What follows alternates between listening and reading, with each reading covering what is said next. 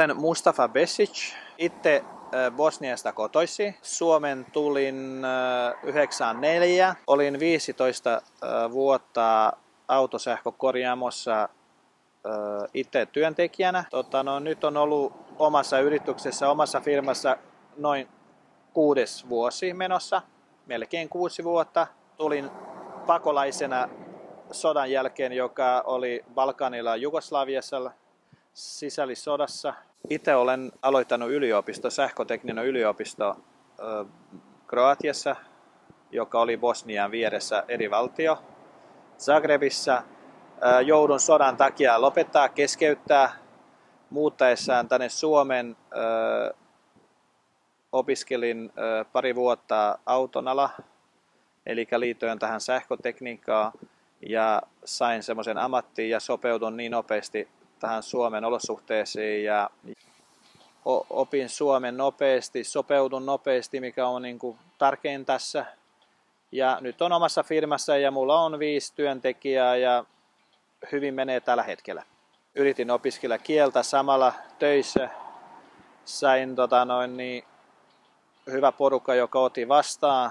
15 suurin piirtein vuotta on ollut töissä työntekijänä ja sen jälkeen päätin, että Suomessa pystyisi menestyä ehkä paremmin ja ottaa haasteita vastaan, kun on oma firma. Tykkään niin hirveästi autoista ja autodiagnostikasta ja halusin kumminkin pysyä tämän uuden tekniikan mukana uusien autojen, uusien tekniikoiden myöten ja se oli se suuri syy, miksi mä perustin omaa firmaa ja Suomesta tykkään niin paljon, kun täällä pystyy niin kuin vapaasti elää, työtä tehdä, sopeutua, hyviä kavereita, sekä suomalaisia että ulkomaalaisia ja se on mun itse asiassa rikkaus, että mulla on niin paljon erilaista väkeä monesta eri maasta, moni eri kulttuuria ja on tutustunut niihin.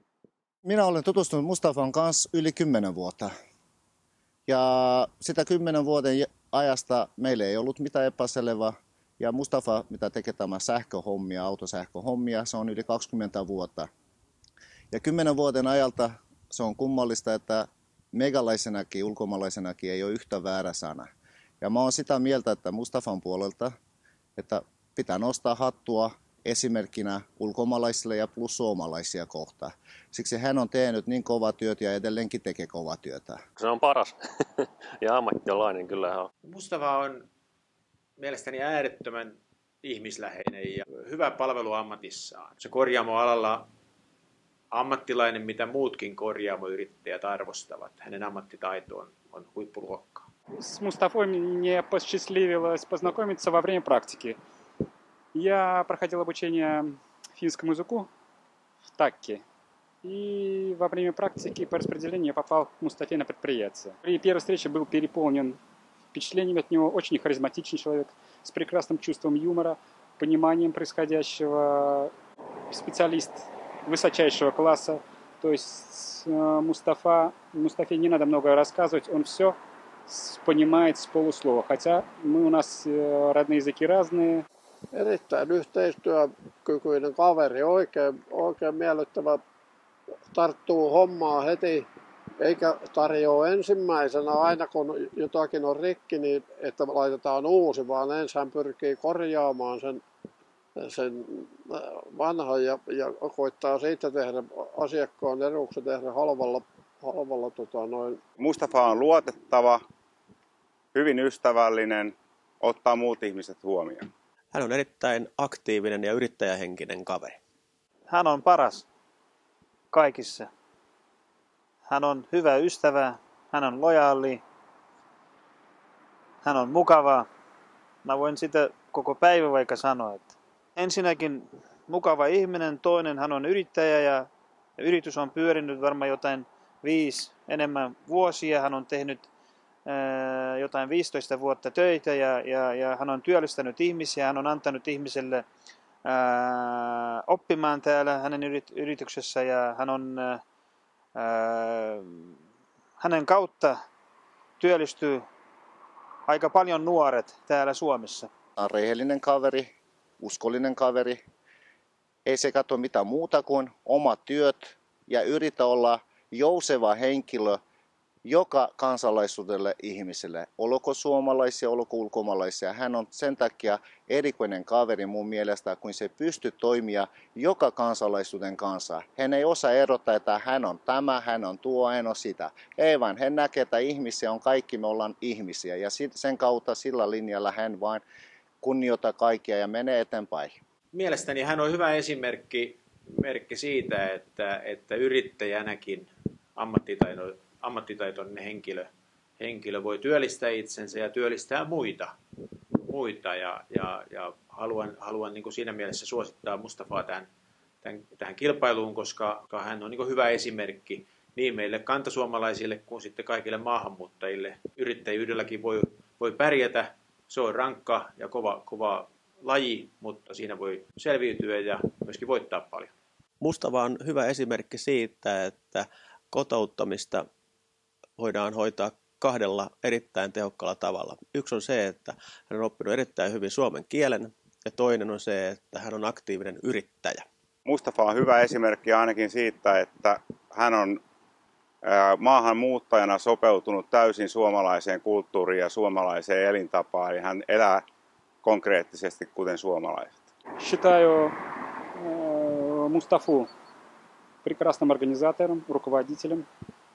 Он может за собой увлечь и повести людей. No, hän on hyvä esimerkki muille ihan siinä kauheassa työtelijäs ihminen ja kaikkien kanssa toimeen tuleva ja päivää ei mittaa. Pitkää päivää tekee ja samanlainen yhtä hullu on kuin minäkin siinä suhteessa. Mun mielestä Mustafa on tärkeä sen takia, että se on esimerkki.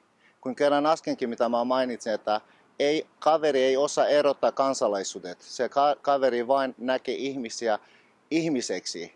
Että ei näe millään muulla kansalaisuudella, vain näkee ihmisolosulla. Esimerkiksi sama kuin jokainen, mitä ne on lihasta ja luusta ja verestä. Sen takia mun mielestä Mustafa on semmoinen kaveri, että kannattaja pitäisi voittaa tämä juttu maahanmuuttajana ykkösluokaksi tulee olemaan. Ja sen takia, että hänestä tulisi esimerkki muillekin. Ja mä olisin kiitollinen, jos hän voittaa. Данный конкурс, я считаю, очень важен, так как это дает нам стимул к дальнейшему поиску, к дальнейшему совершенствованию, как в работе, так и в жизни в Финляндии. Tämä kilpailu on tärkeä siinä mielessä, että tämä tietysti tuo positiivisessa sävyssä julki maahanmuuttajia ja maahanmuuttajuutta, heidän mahdollisuuksiansa ja paljon puhutaan maahanmuuttajista tämmöisenä suomalaisena yhteiskunnan työvoimareservinä. No näin varmasti on. Maahanmuuttaja on iso työvoimareservi meille, mutta myöskin tämä, että maahanmuuttajien yrittäjyys voi olla kasvava ilmiö ja kyllähän tutkimukset osoittaa, että maahanmuuttajien kynnys yrittäjyyteen on jopa paljon matalampi kuin meillä suomalaisilla. Maahanmuuttajat ei ole pelkkä työvoimareservi, vaan he on erittäin suuri potentiaali kahdella tavalla. Toinen on se, että heidän avullaan suomalaiset yritykset pystyy kansainvälistymään. Toinen on se, että siellä on paljon yrittelijöitä ja yrittäjiksi ryhtyviä ja pystyviä. Se, mitä Suomen pitää tarjota maahanmuuttajille, on erittäin aktiivinen kotouttamispolitiikka ja suomen kielen opinnot. Tämä kilpailu on tärkeä mun mielestä sen takia, että tämä on hyvä näyttää ja opettaa myöskin suomalaisille sitä, että minkälaisia henkilöitä maahanmuuttajat ovat ja että he ovat täsmälleen samanlaisia kuin me itsekin olemme, ihmisiä.